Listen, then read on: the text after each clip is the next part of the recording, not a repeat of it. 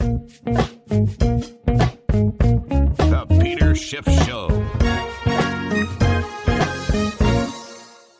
I'd like to thank ExpressVPN for supporting my podcast. You know, using the internet without ExpressVPN is like driving without car insurance. ExpressVPN acts as online insurance, creating a secure, encrypted tunnel between your device and the internet, so hackers can't steal your personal data. Just visit expressvpn.com/gold to get an extra 3 months free on a 1-year package.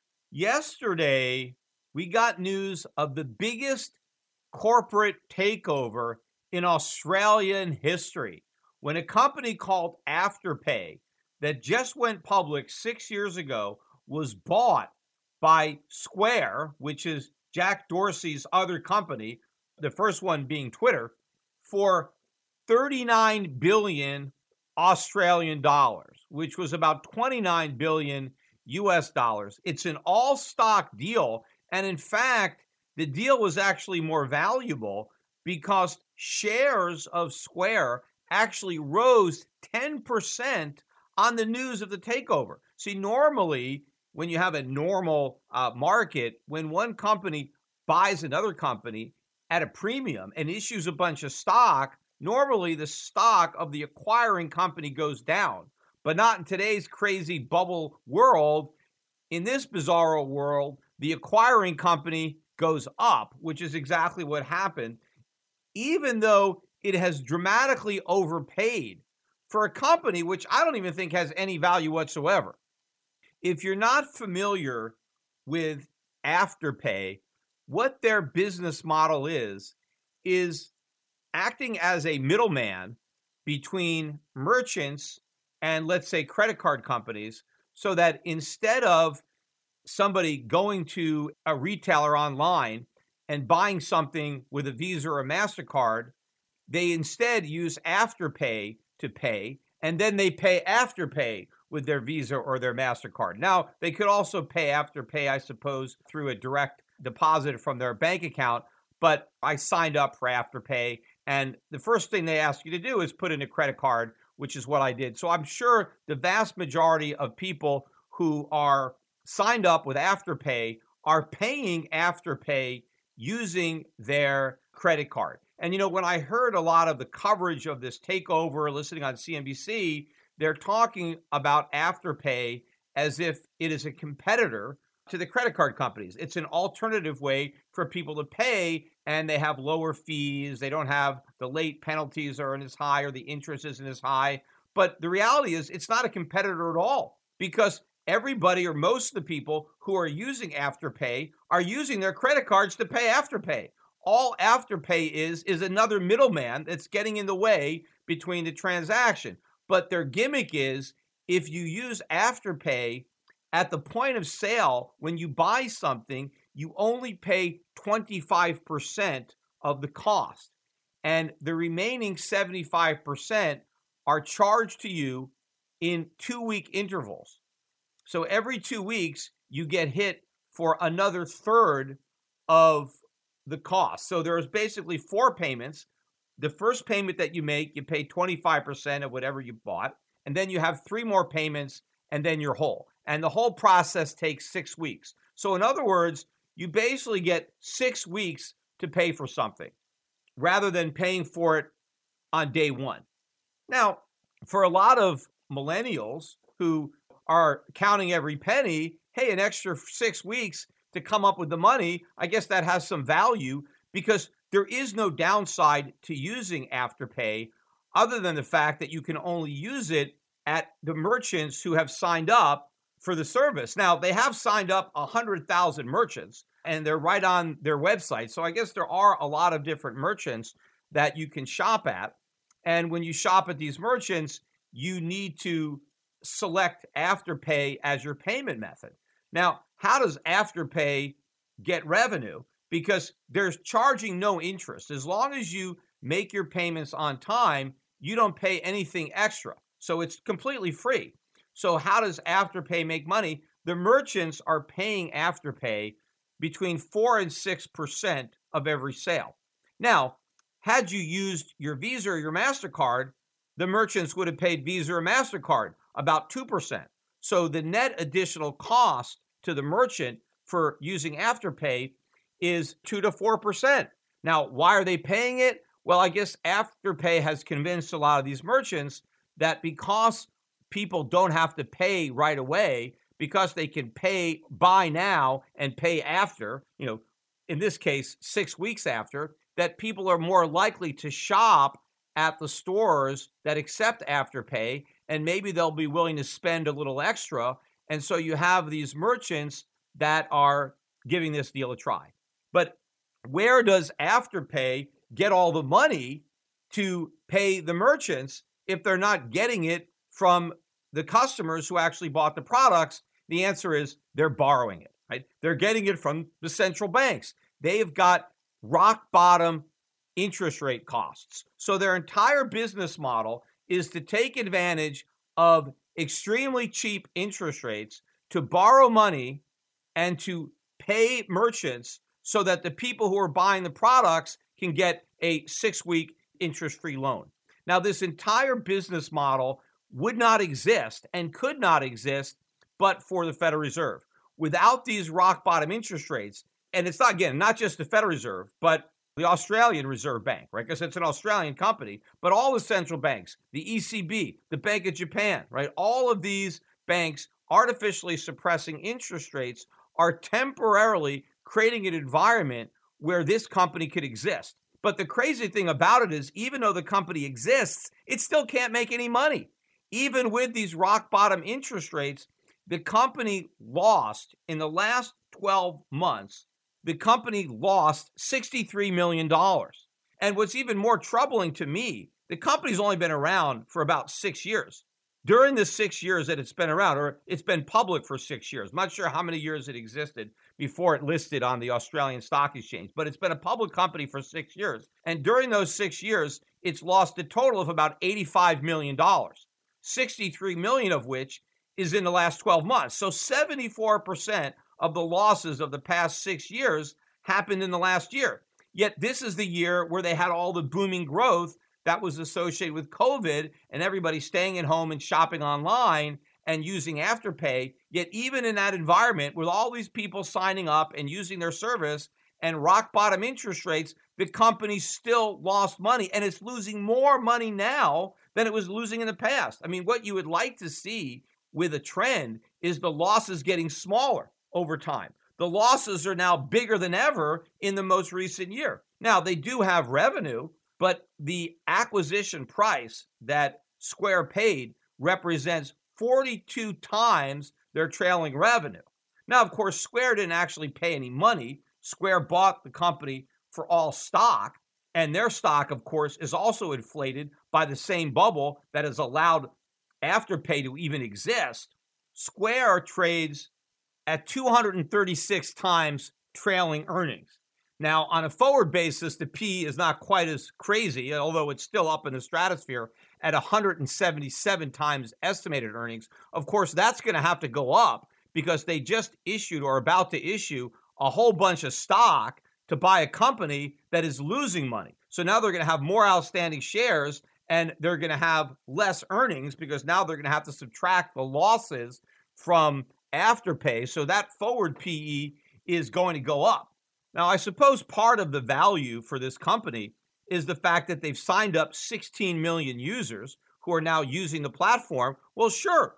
Yeah, if you give away a product for free, which they are in effect doing, they're letting people buy products and have 6 extra weeks to pay for it.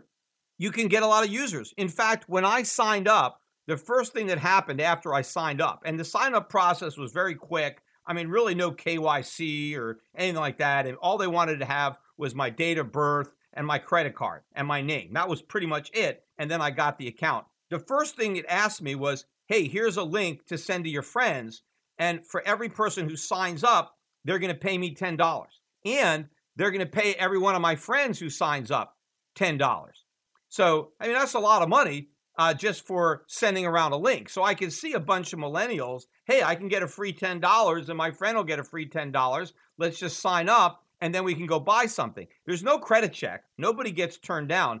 I think the initial limit is low. I think maybe it's $1,000. I'm not exactly sure. But what I read is that your own credit history will determine whether or not you are allowed to spend more and your limit is increased. If you miss a payment, which happens every 2 weeks, then there's, I think, a $10 penalty or something like that. Now, my payments are on auto pay because I gave them my credit card.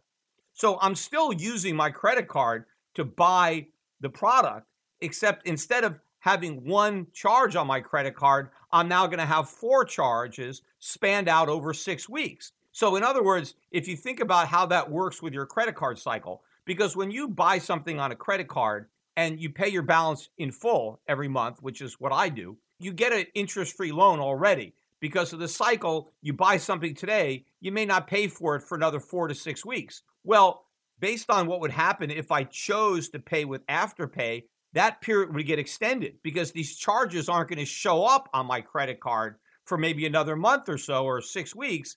And so I'm going to have an even longer grace period in which to pay for something I just bought, right? So, why not? I mean, people will do that because you don't lose any of your points, right? A lot of people want to use their credit card to buy stuff because they get points, right? Either it's mileage, if they're in a mileage program, or they get cash back, or there's all sorts of perks that you get when you use credit cards. There are no perks that you get when you use Afterpay. The only perk is you pay a little bit later.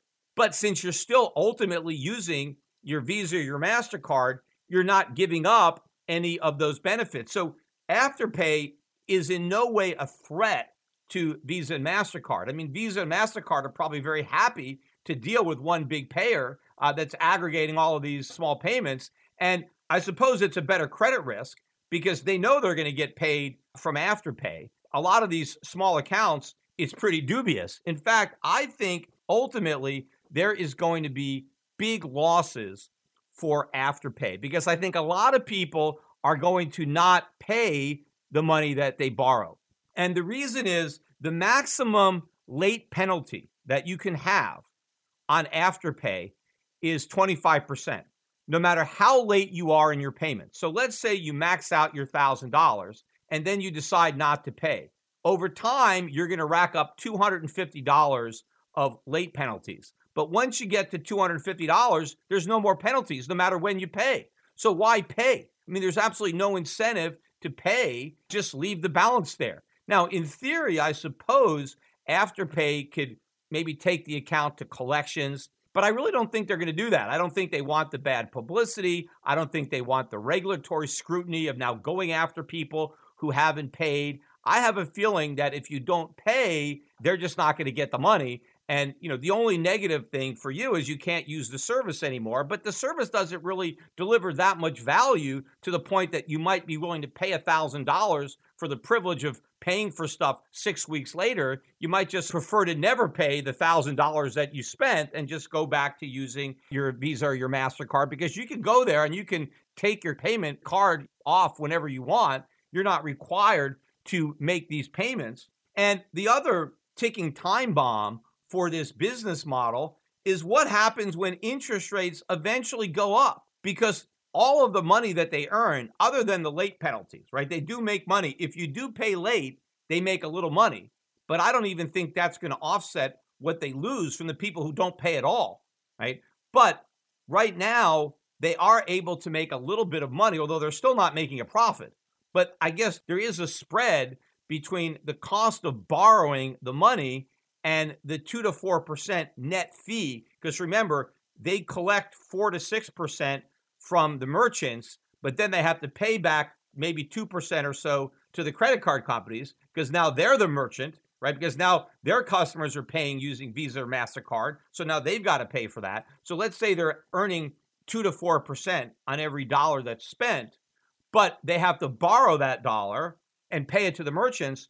Well, right now, the cost of borrowing this dollar is very, very low. But what happens if interest rates really rise and credit dries up, and now all of a sudden it costs a lot more money to borrow? Because if they can't make money now, right, in this booming environment where they're signing up all these people and you have rock bottom interest rates, if they're losing money now, imagine how much more money they're going to lose when interest rates go up. So this company has a short shelf life. it is going to exist so long as the bubble doesn't pop. But eventually, it's going to deflate. And this company would have gone bankrupt, in my opinion, had Square not bought it. Now, will Square eventually go bankrupt? Probably not. But I think the price of Square stock is eventually going to collapse. And in fact, it's even more overvalued now that they made the mistake of buying Afterpay than it was before they bought it. Of course, when it comes to middlemen, normally everybody's trying to figure out how to cut out the middleman, not add another middleman. And what's really ridiculous is that every single one of Afterpay's customers can do exactly what Afterpay is doing without Afterpay. There's nothing that stops a merchant from giving its customers the option to have their credit card charged in 4 installments spread out over 6 weeks. They can do it on their own, and they won't have to pay Afterpay the extra 2 to 4%. The reason they're not doing it is because they don't want to take the risk of not getting paid. They want to make sure they get the money because they know if they give people the option of buying now and paying later, if they actually ship out the merchandise without getting the money, they may never get the money. So they're offloading all that risk on Afterpay, and Afterpay couldn't give a damn about the risk because they're not making money anyway. All they're trying to do is goose their share price by getting revenue growth and customer signups. And the way they do that is by selling a service with absolutely no barriers to entry at a price that is lower than the cost to the company of providing those services, which is why Square is going to ultimately lose a lot of money on this acquisition. In fact, there's nothing that stops Amazon from doing the exact same thing if that's what they want to do. I mean, Amazon isn't one of Afterpay's customers, but if Amazon wanted to, whenever you put stuff in your cart and go to check out, they can have the option, if you'd like to have your payments spread out over 6 weeks, check here, and we'll just charge your credit card in installments. They can do that if they want to. They probably don't, but they could. Now, those smaller mom and pop merchants, if they were going to give their customers the option of buying now and having their payments spread out over 6 weeks, they may need to bridge that gap by getting a line of credit from their bank so that they have the money right away to pay their other operating expenses. But a company like Amazon, its balance sheet is certainly big enough that it can self-finance the entire thing. In fact, what they really could do is once they did that, they can spin the whole thing off as a separate company, call it After Amazon, and maybe they could IPO it with a $29 billion valuation. It reminds me of that scene in There's Something About Mary, where the hitchhiker's in the car and he's talking about his new business plan to compete with a popular workout video, 8-minute abs. He's going to launch his own workout video, 7-minute abs. When a company like Afterpay can have a $29 billion valuation, that's a powerful incentive for other people to come up with competing companies to cash in. So let's say somebody comes up with LaterPay, and LaterPay gives you 8 weeks to pay instead of 6. So imagine you go to your online retailer and you fill up your cart with the stuff you want to buy, and then you go to checkout and you see the various payment options, and one of them is Afterpay, where you got 6 weeks to pay, and then the other one is LaterPay, where you got 8 weeks to pay. Which one are you going to choose? So LaterPay is going to keep eating into the market share of Afterpay, of course, until somebody else comes out with much later pay, and much later pay gives you 10 weeks to pay, right? So since there's really no barriers to entry, more companies can keep starting up, and the grace period gets longer and longer until eventually some genius comes up with a brilliant idea of never pay, and he corners the entire market. But the bigger picture example here, and what I really want to discuss, is this ridiculous misallocation of resources. What a complete waste, because Afterpay doesn't produce anything. They don't produce any products. They don't really offer any services. All they are is a middleman. They just interpose themselves between the customer and the merchant, an extra layer for the same payment. And again, I talked about this on an earlier podcast. Everybody is now trying to make money by monetizing retail spending, whether it's for advertising or buying stuff. but they're not actually making any of the stuff that people buy. All they're trying to do is delay the time with which people have to pay for the stuff they buy. And what makes all of this possible? The loans. But these are all consumer loans. These aren't loans that are going to make investments that are going to increase our productive capacity and result in more goods and services to buy. All we're doing is finding clever ways to pay later for the goods and services that we are buying, but that we're not making. So this is simply part of this inflationary bubble, this big misallocation of resources that is going to have to unwind. Right? This is going to be very painful when this thing collapses and all these companies have to be liquidated, all these workers have to lose their jobs, all this money that was invested ends up getting lost, but the entire world is rendered much poorer as a result because all of this money could have gone to more productive purposes and would have gone to more productive purposes but for the artificially low interest rates and the inflationary environment created by the world central banks. They are the reason that these companies exist. They are the reason that these companies are attracting capital. They are the reason that they're able to bid away resources and labor from other uses that are actually more productive. But in the short run, in this bubble economy, it is more profitable on paper to finance this speculative mania than it would be to finance legitimate investment, which is simply fueling this inflationary fire because all we're doing is focusing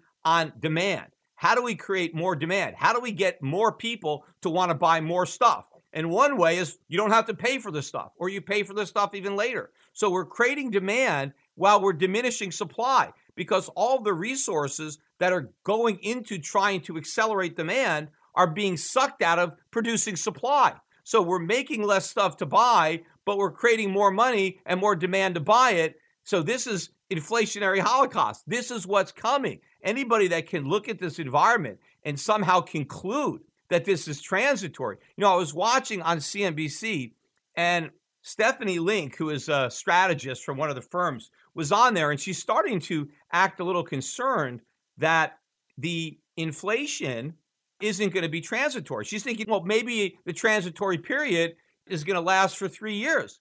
And she said, that's a long time. 3 years is a long time for Americans to have to live with high inflation. Well, what she doesn't seem to get is it's not just 3 years. Americans are going to be living with the inflation of the next 3 years for the rest of their lives. And that's even if it only lasts for 3 years, which it won't. Because the price increases that we're experiencing today and that we're going to experience tomorrow and for the next 3 years, according to Stephanie Link, those price increases are never going to be rolled back. In fact, according to Powell, all that's going to happen after the transitory period ends is the rate of increase is going to slow back down to 2% a year. But whatever the big increase was during the transitory period, whether it's 10%, 20%, 30%, 50%, whatever those price increases are, they're never being reversed. So Americans are going to have to pay these higher prices for every year for the rest of their lives. It's not like they're just going to pay them for 3 years and then they're going back to where they were. They're never going back to where they were. But the reality is this inflationary snowball is not going to stop rolling down the hill like magic in 3 years. It's going to gather momentum and it's going to get bigger and bigger. We all take risks every time we go online, whether we think about those risks or not. We just assume that our connectivity probably won't be interrupted by hackers or that our data probably won't be used against us. But using the internet without ExpressVPN, well, that's like driving your car without auto insurance. Why would you take that risk when you don't have to? You see, every time you connect to an unencrypted network in a cafe, hotel, airport, any hacker on the same network can gain access to your personal data, your passwords, financial details, stuff like that. It doesn't take much technical knowledge to hack, just some cheap hardware and a smart 12-year-old who knows how to use it. Your data is very valuable, and hackers can make up to $1,000 per person by selling your personal information on the dark web. That's where ExpressVPN comes in. It acts as your online insurance. It creates a secure, encrypted tunnel between your device and the internet so hackers can't steal your personal data. It would take a hacker with a supercomputer over 1 billion years to get past the ExpressVPN encryption. And ExpressVPN is simple to use on all your devices. Just fire up the app and click on one button and you're golden. I use ExpressVPN personally all the time. In fact, not only to protect my data, but also to enable me to access content that I otherwise would not be able to access based on the fact that I'm living in Puerto Rico most of the time. Because a lot of content that is available in the States is not available here. And in fact, I recently spent a month in Switzerland, and I would have been in a lot of trouble if I didn't have my ExpressVPN, because there were certain financial sites that I needed access to, and I simply could not get access to them from Switzerland. But when I had my ExpressVPN up, I was able to access those sites no problem. So secure your online data today by visiting expressvpn.com/gold. That's ExpressVPN, ExpressVPN.com/gold. And you can get an extra 3 months free. That's expressvpn.com/gold. But now I want to switch gears and talk about a controversy that erupted last week regarding the gaming company Activision Blizzard, which has been hit with a massive lawsuit by the state of California alleging all sorts of sexual harassment and gender-based discrimination. And it's not just the lawsuit itself, but it's the way the company's employees have, in fact, responded to the lawsuit and are siding with the state of California against their own employer. In fact, as soon as the lawsuit was made public, the company denied vehemently all of the accusations, which of course is what you would expect. I mean, how many people, when they're accused of doing something wrong, just admit that they did something wrong? Of course, they deny the accusations. And so that's exactly what Activision did.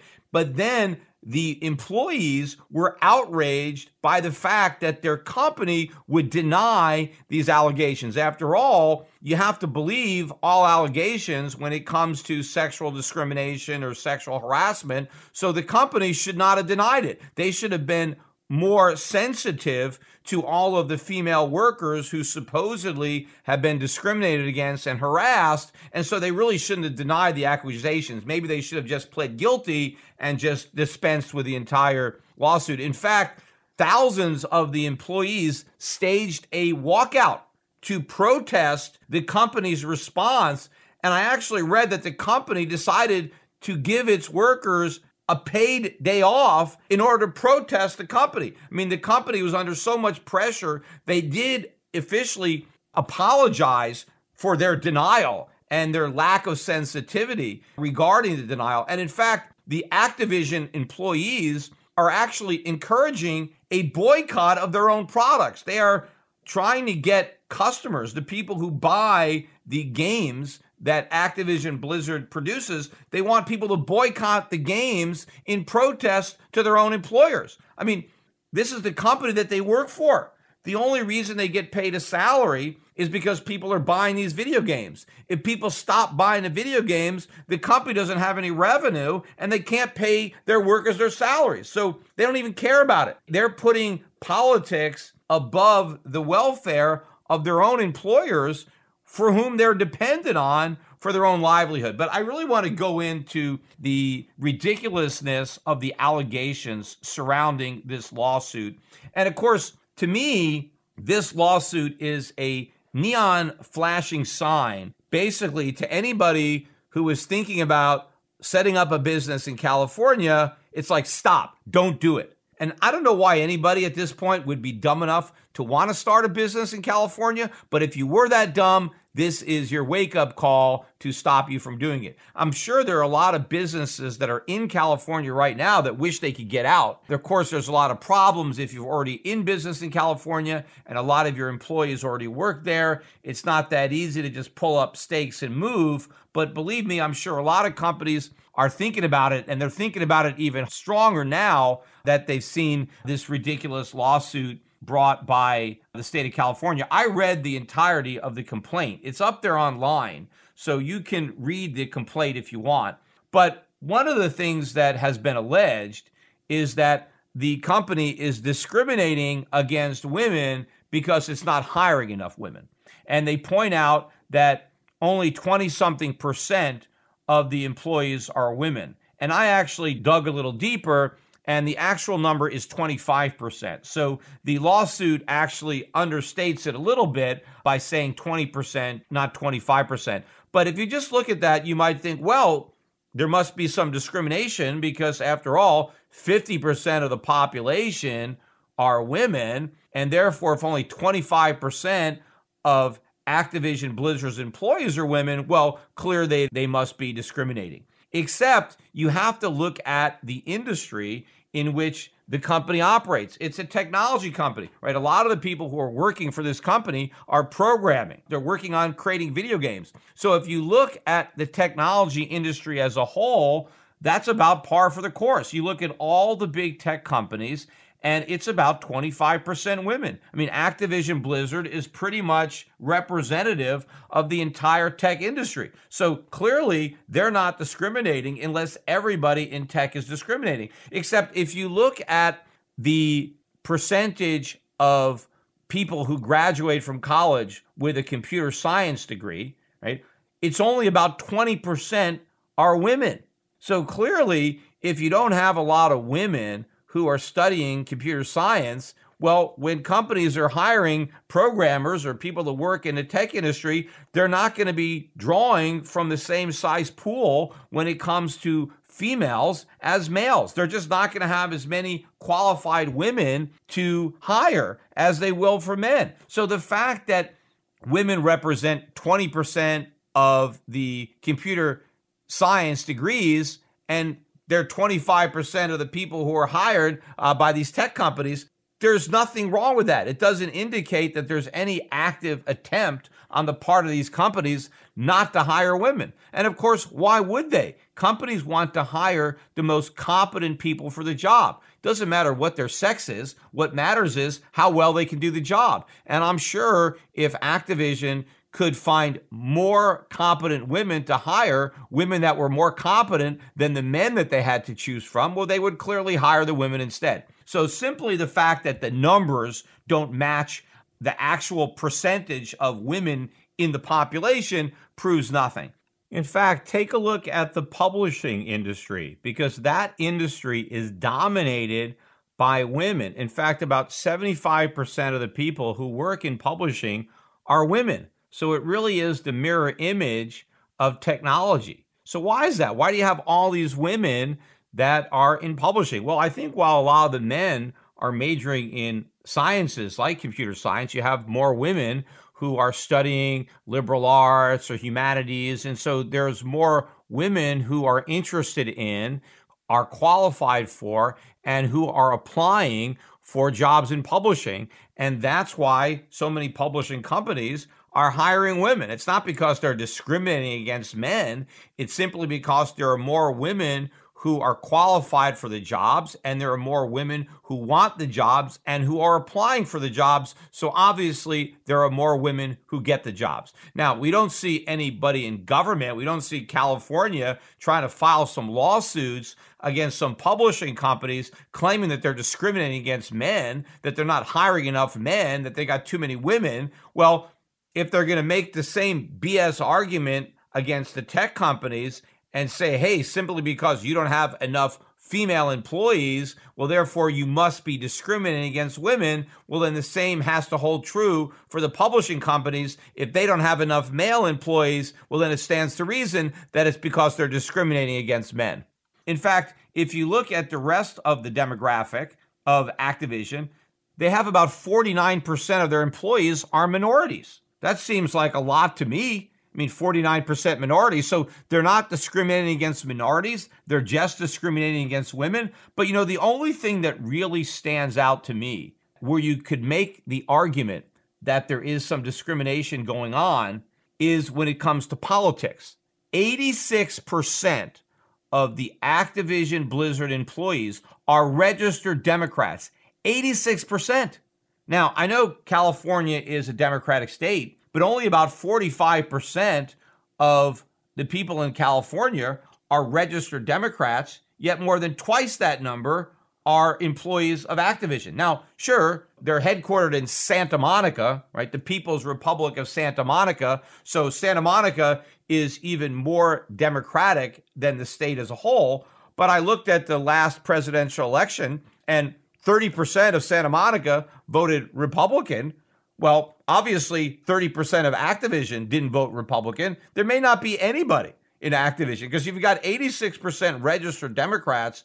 That doesn't include all the independents. So you'd probably be hard pressed to find many Trump voters in Activision. So to the extent that you can deduct from any numbers that there's any discrimination at all going on at Activision, it is discrimination against Republicans. But, it's not just that the government is saying that they're discriminating in their hiring practices. See, the biggest aspect of this lawsuit, this fraternity-like environment that the company was supposedly fostering at the company, where the women were subjected to constant sexual harassment.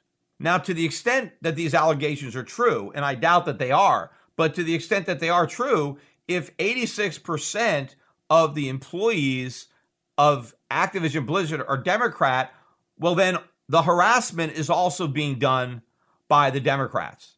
And the lawsuit acknowledges that management is looking the other way when all these Democrats are harassing all these women. But of course, the management, they're probably Democrats too. After all, why would a bunch of Republicans, if the management was Republicans, hire 86% Democrats? To the extent that management is discriminating against Republicans, it's probably because they themselves are Democrats. So you've got Democrats running the company. You've got Democrats who are the employees. So these allegations, if they're true, they're being made against Democrats. But I think that is the main reason that you're getting all of these employees protesting the company. It's not because the company is guilty. It's because they're Democrats, and that's the politically correct thing to do. Because after all, you have got to defend all victims. And in this case, it's not like the women themselves are bringing the lawsuit. It's the state of California that's bringing the lawsuit. California is the plaintiff, and it supposedly has all these examples of discrimination. But that's where the lawsuit really gets ridiculous. Because if you read it, the central allegation by the state of California is that there is massive gender pay gap at this company, that the women are paid much less than the men. But it's not just that they're being paid less, they're actually working harder and working smarter, that the women are actually performing at a higher level. The women are more productive. This is what the lawsuit alleges. The women are more productive, yet they're being paid less than the men. And in fact, the men are a bunch of slackers. They're getting drunk. They're showing up to the office drunk. They're not really doing the work. The women, these underpaid women, are having to pick up the slack for all these overpaid men. Then the lawsuit alleges that when it comes time to promote people, the men, right, who are overpaid and not really doing the work, they're the ones who are getting promoted. And the women, right, who are doing all the hard work and who have better performance, well, they're just getting passed over. But what's really crazy is then they say when it comes to firing, right, when the company has to fire somebody, they always fire the women first and the men last, which makes no sense whatsoever. I mean, think about it from this perspective, right? I'm the boss, right? And I've got to make some cutbacks in employees. I got to let some people go. Who am I going to let go? I got all these women who are working cheap and they're doing all this work, right? They're doing most of the work and I'm paying them really cheap. Or I got a bunch of men who are goofing off and getting drunk and they're overpaid. And now I got to fire somebody. Who am I going to fire? I mean, I'm not going to fire any of the women. I'm only going to fire men. In fact, if these allegations were true, if the women were actually so much less expensive and did so much work, that's all they'd hire would be women. But they can't because there's not as many women who are qualified to do the job, right? That's why they don't have more. But the last thing this company is going to want to do is get rid of their women because their women are so much more productive than the men and they work for so much less money. Why would they fire them? They're going to hold on to these women as best they can. which in and of itself is proof that these allegations are nonsense. I mean, think about it from this perspective. Think about it from the perspective of these female employees. According to the state of California, they are going to work every day and it's hell, right? They are subjected to constant sexual harassment, right? All day long at work. Yet they're willing to put up with all this harassment despite the fact that they're getting underpaid and despite the fact that they're overworked. I mean, why would you do that? I mean, there's only two reasons that a woman would put up with this type of environment. One would be it doesn't bother her, or maybe she likes it, right? It doesn't bother her. I mean, some people might think, well, that's crazy, right? All women are going to be bothered by this type of sexual harassment. Well, that's not true. I mean, I happen to have dated a girl. I remember when I was in my 20s, this is a long time ago, but I had this girlfriend for a while, and she worked as a greeter in a law firm. And so what her job was to sit in a desk and to look pretty when their clients of the law firm arrived. She wasn't the receptionist. They had another person that answered the phones. She was just there sitting in a desk to greet people that came to the office, and maybe she would get them some water or a cup of coffee, and then she would go back and sit at her desk. So I remember talking to her about her job, and she was telling me about how all the lawyers in her firm were just constantly hitting on her. Like every day there was some type of sexual remark. They always commented on her clothes, what she was wearing, how she looked. They would actually send messages. I was surprised that they would put it in writing, but they were sending her messages to her desk of a sexual nature. And I remember saying to her, you've got a hell of a sexual harassment lawsuit if you want to file one. Not that I even, believe in these types of suits, but given the degree to which she was telling me she was getting all this, I was like, I'm surprised that lawyers, of all people, would know. You figure they'd be sensitive to lawsuits, but their conduct is exposing this law firm to a lot of liability. And then she said to me, well, why would I want to do that? This is the only thing that makes the job entertaining. I mean, the job is boring other than the fact that these guys are hitting on me. And so she actually enjoyed all the attention that she was getting. In fact, I think that she dressed the way she did because she liked the reaction that she was getting from the men at the office. So not all women are offended by this type of conduct. I mean, some women like it. Maybe they're in the minority, but it's possible, right? So she didn't quit the job despite the fact that she got all this so-called harassment because she actually liked it, right? She enjoyed the attention. So as far as she was concerned, the sexual harassment was a perk. The other reason that a woman may put up with a environment that is sexually hostile, that she doesn't like, would be if she was paid very well, right? Let's say I'm running a business and I know the working conditions for women are not ideal because the men are, acting like a bunch of frat boys. Well, maybe I have to pay the women a lot more money in order to get them to endure that type of abuse. And to the extent that they're willing to accept their trade-off, hey, I could work at another company that has a less toxic environment where I'm not going to have to be offended by this, and I can make less money, or I can make more money and have to deal with this type of attitude. Well, that's a fair choice. And if to the extent that women are willing to trade a less than ideal working environment for more money, well, that's their prerogative. They could do that. But what's happening here at Blizzard Activision is the government, California government, is saying that these women who are not quitting their jobs, right? They are choosing to come to work every day in this toxic environment, yet they're willing to do it at a discount price. They're willing to show up at a job that they don't like and accept lower pay than their male counterparts. And not only are they accepting lower pay, they're actually doing more work because the guys are not doing anything. They're just getting drunk and harassing all the women. Yet for some reason, the women aren't quitting. This is all nonsense. The free market is the best way to make sure that women are treated fairly on the job, because companies, right, want to have the most competent workforce that they can attract.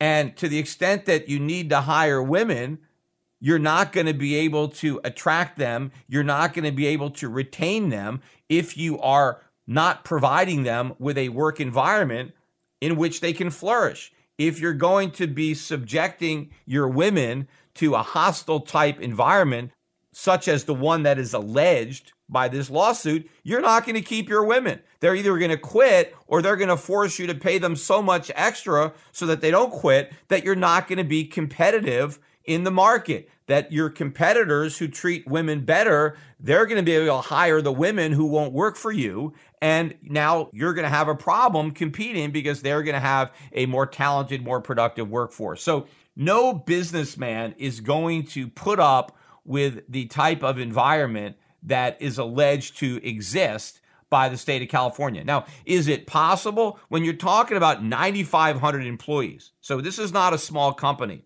right? And the majority of these guys are men, 75% are men, and they're probably younger men, right? Because think about it, they're in the video gaming industry. I mean, this is a male-dominated product. I mean, there are women. I've read that maybe 40% of the gamers or people who play video games are women. But as far as identification as being a gamer, right, only 6% of women self-identify as being gamers, whereas 15% of men, so more than twice as many. And I read that men are more than 3 times as likely to buy video games as women, meaning women will play video games. Maybe they're playing with their boyfriends, but they're not going out and buying them. It's the men who are buying most of these games, especially these Activision games. I mean, their most popular game, Call of Duty, right? This is all about warfare, right? This particular game is more targeted at men than video games in general. So it makes sense that you would have more men even than a normal tech company working at Activision Blizzard. I mean, people that play video games probably are more likely to want to work for a video game company, and they're likely more in tune with the user because they use the product themselves, so they may do a better job when it comes to developing the games and things like that. But you got a lot of these young men. Chances are that some of these men probably said something inappropriate to some of the women. There are probably some of these men who may have made unwanted sexual advances at some of these women. Sure, this happens all the time. It happens in real life. It's not just confined to the workplace, right? Men are saying rude things to women all the time, right? And women are hearing these things, not just on the job. They're hearing them out in life, out in society. Men make sexual advances towards women. Of course, that's what they do. It's up to the man in general to make the first move. The guy doesn't know if the advance is wanted or not until he gauges the reaction from the woman. So this is life. I'm sure, though, that the management at Activision has done everything it can to discourage this. They probably have policies. You can't date people that work in the company, which, of course, I think is a shame. I think a lot of people used to meet their husband or wife on the job. People spend a lot of time at work. I mean, it was a nice place to meet members of the opposite sex. You can't even do that anymore because of the toxic environment we're in, where the hypersensitivity. I'm sure that Activision Blizzard doesn't want to be sued. They don't want to be subject to sexual harassment lawsuits or discrimination lawsuits. So they're doing everything they can to make sure that their male employees are not abusing or mistreating in any way their female employees. But of course, it's going to happen, right? It's impossible for it not to happen at all. I'm sure all the state has done is they've taken maybe a couple of examples that may be true, and they've completely embellished it to paint a totally false picture of this company. But this is what it means to operate a business in America. You're public enemy. You've got a target on your back. And this is another reason that none of this should be illegal, because of the way it can be abused. Look, if a company wants to overpay men and underpay women, that's their prerogative, right? Let's see how long they stay in business. Their competitors are going to hire all these women. In the marketplace, you get what you're worth, right? The idea that businesses can just underpay women, if that was true, that's all they'd hire would be women, right? If they're willing to work so cheap, why hire men and overpay them when you got a bunch of women who will do the job for less money, right? The truth of the matter is they don't do the job for less money. That's why companies don't only hire women.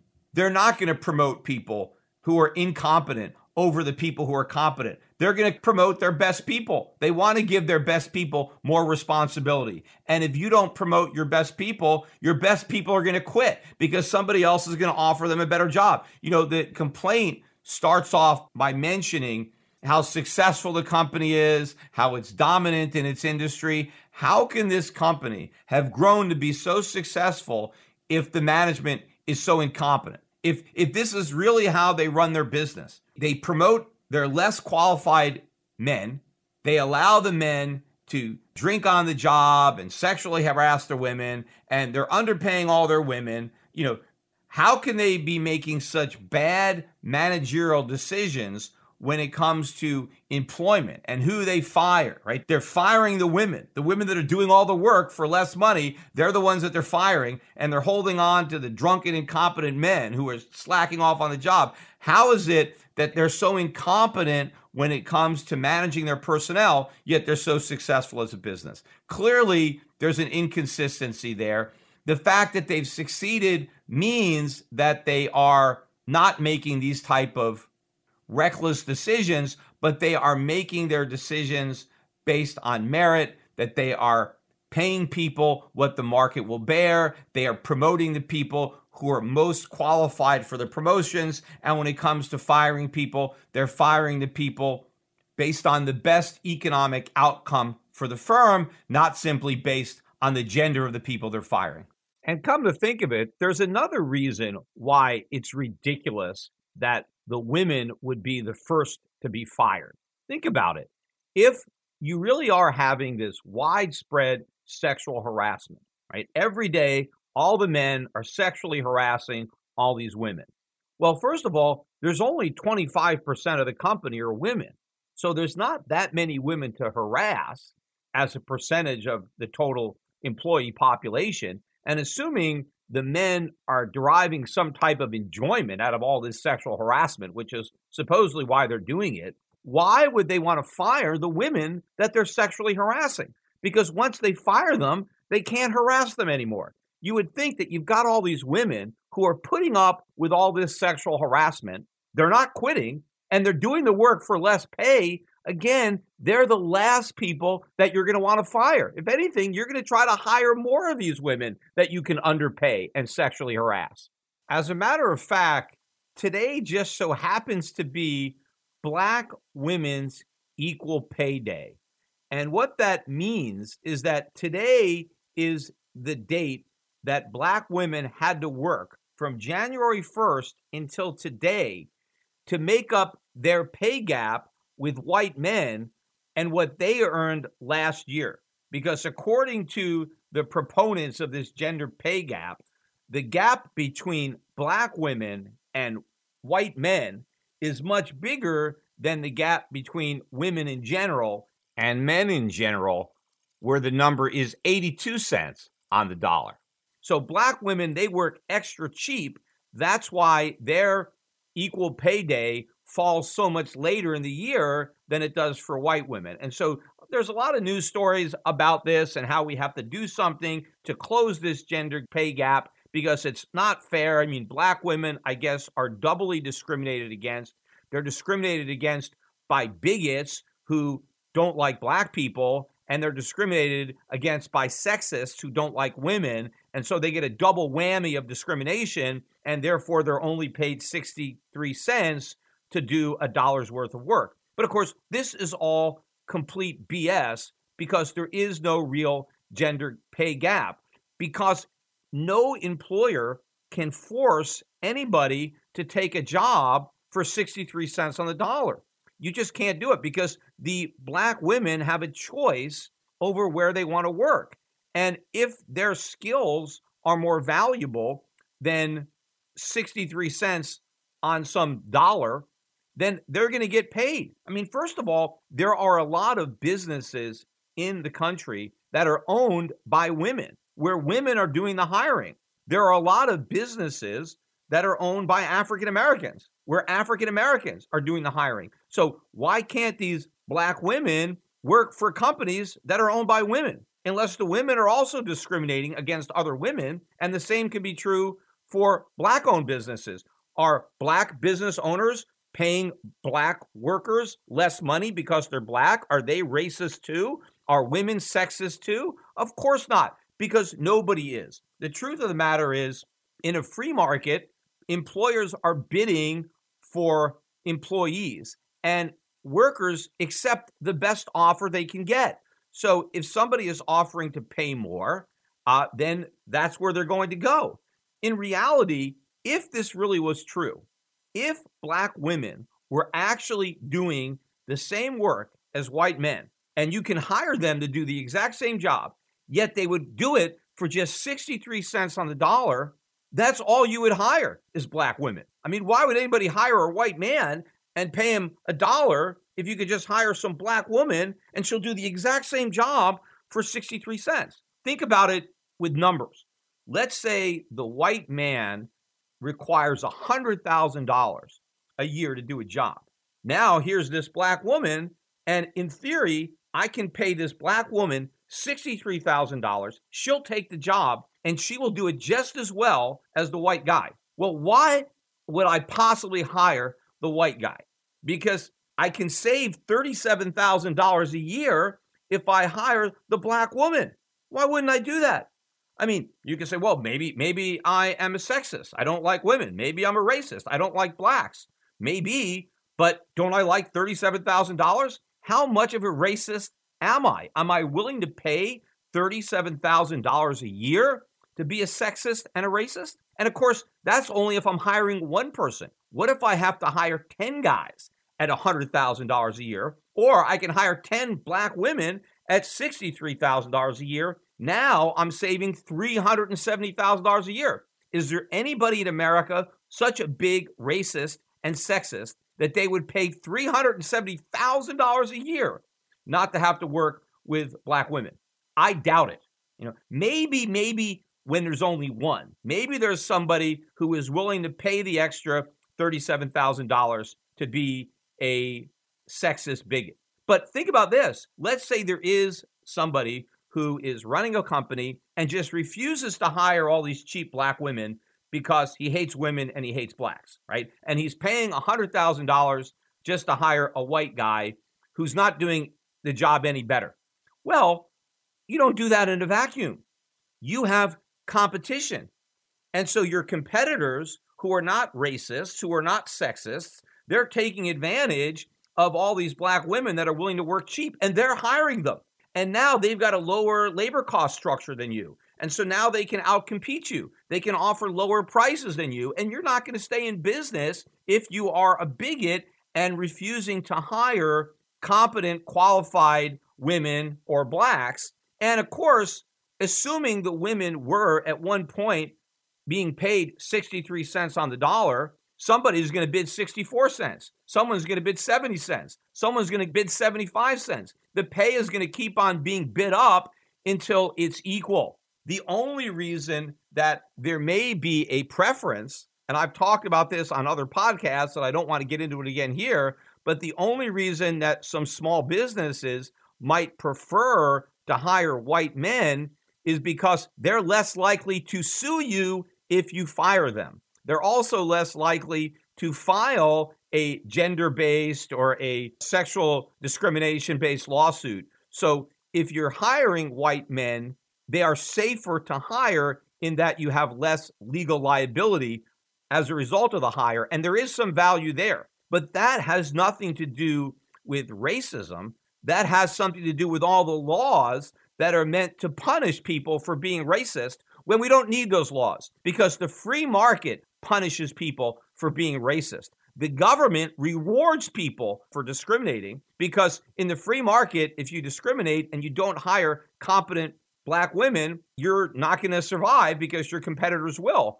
But now, based on the laws that make it very easy for women or blacks or other minorities to sue their employers, there is now an advantage to not hiring members of that group because you limit your legal liability. And so the government has now created a reward, a positive incentive to discriminate, whereas the free market does the opposite. It punishes people who discriminate, whereas the government rewards them. In fact, I want to finish up with this one example of this gender pay gap that I just happened to read an article about because there was a recent appeal filed, and this has to do with women's soccer players. And the women's soccer team, which, is historically, or at least recently, been a very good team. They recently won the World Cup, although they were just eliminated, I guess, in the Olympics by Canada.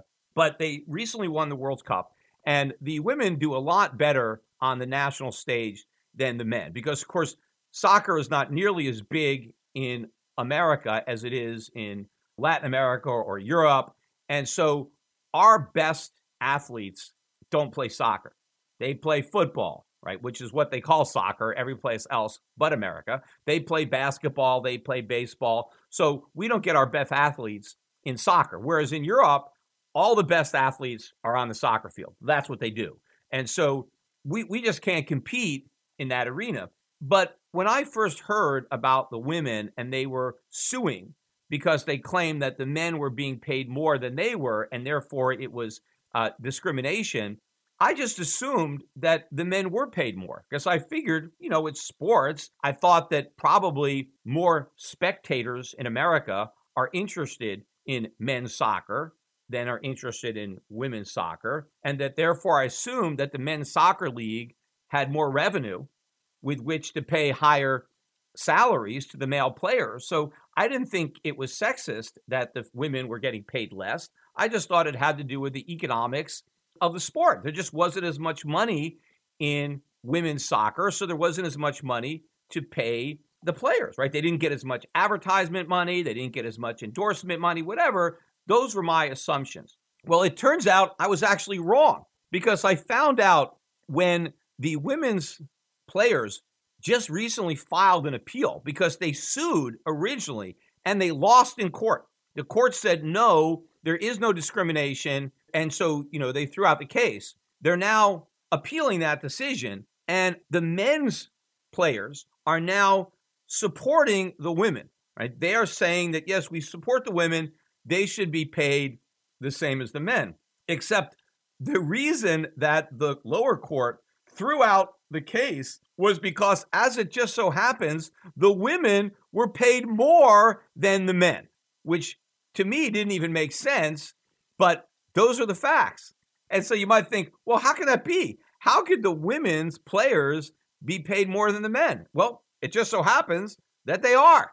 And I've got, the numbers in front of me, and, you can see them. They're out there. I'm not making it up. But here's where the disparity came from. The men have a compensation package where they get no base salary and no fringe benefits, right? No health insurance, no pensions, nothing. All they do is get paid a set amount of money for every game they play. And they get a little bit more if they win the game than if they lose the game. And if they tie the game, it's somewhere in the middle. Then if they make it to the World Cup, they get some extra money for those games. And then if they win the whole thing, they get even more money. That's their package. The women had a very different package, but the women got paid less money than the men for the games that they played, and they got paid less money for winning the World Cup, which they actually did. So a lot of this controversy started when the women made public how much they were going to get or how much they were paid for winning the World Cup. But had the men won the World Cup, right, they would have gotten 4 times as much as the women. And that was the basis of this gender pay gap. You see, the women are doing the same job playing soccer, even though obviously they're not necessarily playing at the same caliber as the men. But that's a whole different discussion. But they're playing soccer. They won, and they got 1/4 of what the men would have got had the men won. Except what nobody talked about was the rest of their contract, because the women had a totally different contract where they actually got salaries in addition to what they earned for each game that they played. So 20 of the players on the female soccer team were paid a base salary of $100,000 a year.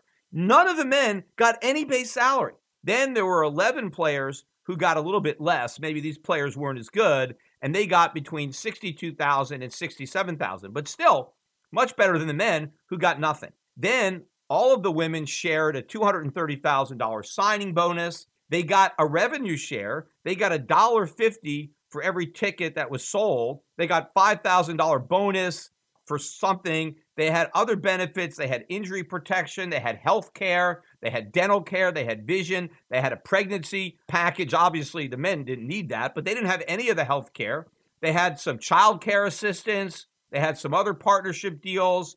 They got paid if the soccer league used their image. Apparently, they could use the men's images for free, but if they used the women's images, they had to pay the women. They also were sharing in a big bonus pool, like a $250,000 to $350,000 pool to do a post-World Cup tour. So when you add up all of these other non-cash and cash benefits and salaries, the women actually earned more money than the men in the most recent year that they played soccer. And in fact, had the male players had the women's package instead of their own, even though they didn't win the World Cup, but had they had their package, the men would have actually earned more playing under the women's compensation package than they earned paying under their own package. But had the women had the men's package, they would have ended up earning more only because they did, in fact, win the World Cup, because the men's package is a much more aggressive package. There's a lot of risk there because there is no base salary. It's all based on what you do on the field. And so the men are taking a risk where they're going to get more money if they do really well, but if they have a lousy season, they're going to get less. The women didn't want to take that risk. They wanted to make sure that even if they had a lousy season and they lost all their games, they still had this base salary and they had all these other things that were guaranteed. So the women didn't want to roll the dice and just gamble on winning the World Cup. Except once they won the World Cup, they wanted to turn back the clock, and now they wanted that package. But the reality is they were offered that package. That's another shocker. The women were actually offered the exact same deal that the men had, and they turned it down because they preferred their deal, because their deal was safer, because they didn't want to just gamble on winning the World Cup. But of course, since they did win the World Cup, now they want to go backwards and rewrite the deal and force the soccer league to pay them as if they had a contract that they rejected. And in fact, they don't even really want the men's contract. What they want is the best part of their own contract and the best part of the men's contract. See, they don't want to give up their salaries. They don't want to give up their fringe benefits. They just want to retroactively cherry pick the higher money that the men were paid to win the World Cup or win these games, and they want that too. But they don't want to give up what the men didn't have, which is all the salary and the fringe benefits. So they want to have their cake and they want to eat it too, right? So this is not an example of the women being underpaid, right? The women don't even want equal pay. They want to be paid more than the men, right? They want to take less risk, but they want to be paid more at the same time. So in other words, what equal pay for equal work actually means, as far as the women's soccer players go, and all the people who are supporting them, including President Biden, is always tweeting out his support of these poor women who are being discriminated against and being forced to pay soccer for a fraction of what the men make. What they're actually trying to get the courts to do, and apparently now there's so much political pressure on the men that they now have to support the women in this ridiculous claim. But now what it actually means is that equal pay for equal work means the women get paid more than the men, not the same. They are in court demanding a contract that's far better than the one that the men have, better than the one that they agreed to, and better than the one that they turned down. And they want to renegotiate it after the fact, already knowing that they won the World Cup. So as ridiculous as all these baseless claims are that there's some fictitious gender pay gap, the gender pay gap completely results from the choices that women make, which is highlighted with their contract. They chose the safer contract. They chose a contract that had a base salary. They didn't want it all on the come. They chose all of these benefits like childcare assistance. Maybe the men didn't need that. They didn't want that, right? That has value. When you're just looking at the monetary compensation and you're ignoring the value of the non-monetary compensation, obviously there's some kind of gap. But once you factor in the value of the non-monetary compensation, and sometimes that's more time off, more flexibility in your schedule, and when you factor in the fact that a lot of women take breaks from the labor force when they have their children, sometimes they're absent for many, many years, and then they go back, those breaks have a cost in terms of experience. So you have fewer years of experience. Maybe you're going to earn less. Maybe you're not going to make as many connections. You're not going to be in a job long enough to get as many promotions. So these are the factors that cause, on average, men to be paid more than women. None of these factors have anything to do with sexism, because even if somebody is sexist, they can't just pay women whatever they want. They have to pay what the market will bear. And if somebody is productive, their pay is going to be commensurate with their productivity. But this case of the Women's Soccer League just really is an incredible example of the absurdity of all this, especially since the women were actually paid more than the men and had the opportunity to have the exact same deal as the men, and they didn't want it because the deal they negotiated as women was better.